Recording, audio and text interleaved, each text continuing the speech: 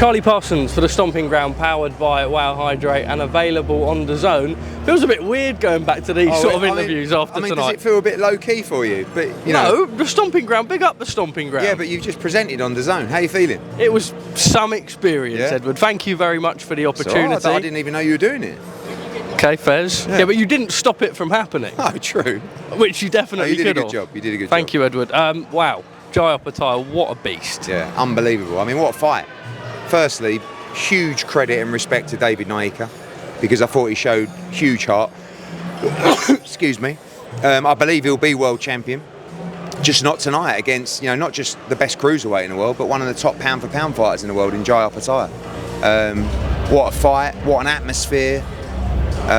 Wednesday night, January the 8th, that was incredible, and looking forward to what's next. He came out, he looked like he was really loading up on his shots. After a couple of rounds he settled, got that devastating knockout. One of the best fighters in the world right now. Yeah, for sure. And Nykia came out nervous and then just started to find his feet a little bit, and he landed a good shot on Opetaia, I think at the end of the third round or something like that, and I actually thought Jai might choose to box a little bit from there, but he didn't. He kind of doubled down and went on the attack even more, and it was a brutal knockout. I haven't watched it back yet, but it was scary knockout, and I'm just glad David's okay. We spoke up on the broadcast there. You mentioned Oleksandr Usyk's name in the ring. How realistic, on what sort of time frame? I think, look, with Usyk, it's not really someone you can necessarily call out. He's that good. He's achieved so much.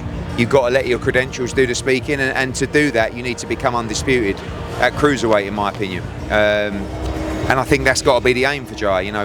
We have to try and make that Ramirez fight next, and then we've got to try and grab that WBC, and then the fight with Usyk starts to actually look like it could be a possibility, and you have to aim for that. If you're going to be undisputed at cruiserweight, you have to look to move up to heavyweight, and that's the aim for Jai.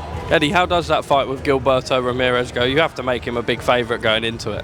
Yeah, but with all due respect to Nykia, Zerdo is he's a much more experienced fighter than David Nykia, so it's a real fight. But Zerdo, he should want to take that fight. He should want to prove he's the best. He should want to try and unify the division.